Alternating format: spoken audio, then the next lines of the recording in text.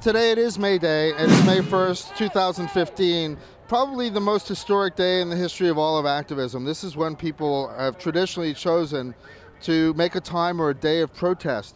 And the group behind me is called the Mayday Group. It is run by Josh Cutter and Allison Caruana. And I met them first in Philadelphia in a candlelight vigil on October 11th, 2014. In the 5 years since we started the Mayday Project, we have had 5 different events, of which we've protested for the rights of Lyme patients to receive treatment. Not necessarily antibiotics, but whatever treatment that they deemed fitting for them to get some relief from this disease. We decided to start it. Essentially it came off, I had a really good friend that died of Lyme disease. I personally have Lyme disease. After that I became angry, obviously, with the reason that patients are suffering and dying, and got together with several like-minded folks that wanted to produce change. I've had Lyme disease my entire life. I was born this way. My parents realized that I was sick when I was 15 months old and misdiagnosed with ataxia and several other conditions, and it was through my own accord that I realized and researched that it was Lyme and tested positive in December of 2013. With the event in Arlington, we backed the IDSA into a corner where they refused to speak with the press. In that, they shut down their business early, and we shut them down for business for the next 2 days. You look at Lyme's disease and you look at what the CDC just came out with this year, 300,000 cases, but yet we have ignorant doctors like one that just walked past us not even 5 minutes ago who laughed at us. Complete ignorance and just absolute apathy towards the pain and suffering that we go through. The thing that's not being addressed here are these guidelines from 2006 that were supposed to have been revised. There are so many citations about areas that do not meet good clinical practices. Nobody is taking them to the test. I'm here with 2 major players in the Lyme community. This is Susan Green, who just spoke to the audience about legislation and how to get legislation passed, and she's been very successful at passing a bill in Virginia. Well, I, along with Monty Skull and Nat Cap Lyme, we wrote a bill, and the bill was Virginia House Bill 1933.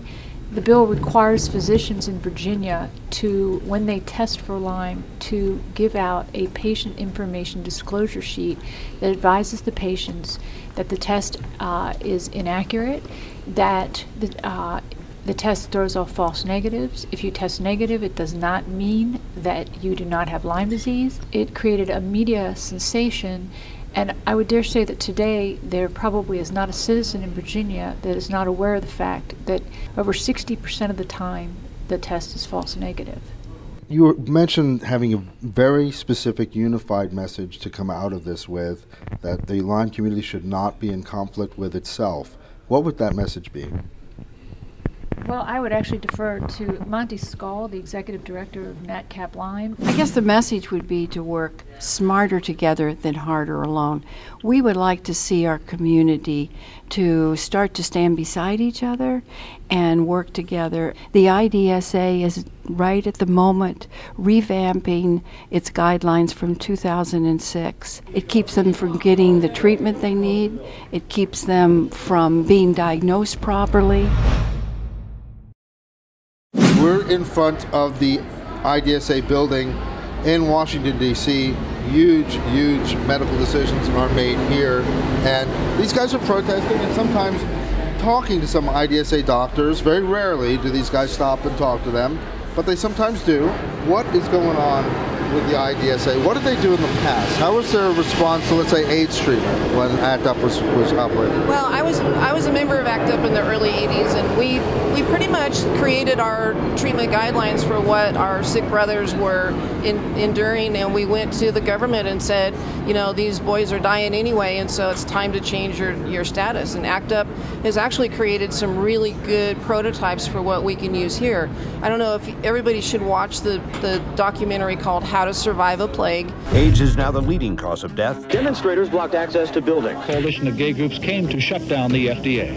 You can get it on Netflix or YouTube or a lot of those sources, and it really outlines the behind-the-scenes activity that ACT UP participated in and how to do this.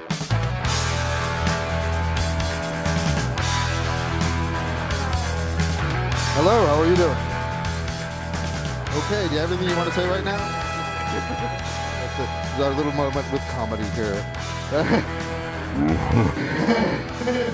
Why are you here today? How did you come up with these characters? Well, I wanted something to represent myself on how I felt inside. We're here with Ellie, the Check for Ticks gal. How can people do a better job checking for ticks? I mean, every time you're outside, what do you do? Absolutely. I wear repellent every time I go out. If I'm anywhere near grass or wooded areas, I wear repellent, DEET, and anytime I come in, I go over my body from head to toe. What do you hope to see come out of this movement, the Mayday Project? I think a lot of people do not know about Lyme. I was unaware of Lyme until somebody told me that it was something different than a green fruit. And finding out what actually can be done and what can happen to you is just really an eye-opener for a lot of people that you don't know. What do you hope to do by being here today with the Mayday Project? Well, I would like to, of course, start raising some awareness. We just want people to start asking questions. Well, why are these people here, and what is Lyme disease? And hence the Lyme Disease Challenge, does the exact same thing with the Mayday Project and the Quilt Project. There are a ton of individual projects trying to accomplish the same thing. Get the name Lyme out there and start questions being asked, and that starts with funding and research, and that is exactly what we are trying to accomplish today, to get more funding for more research so we can get some answers.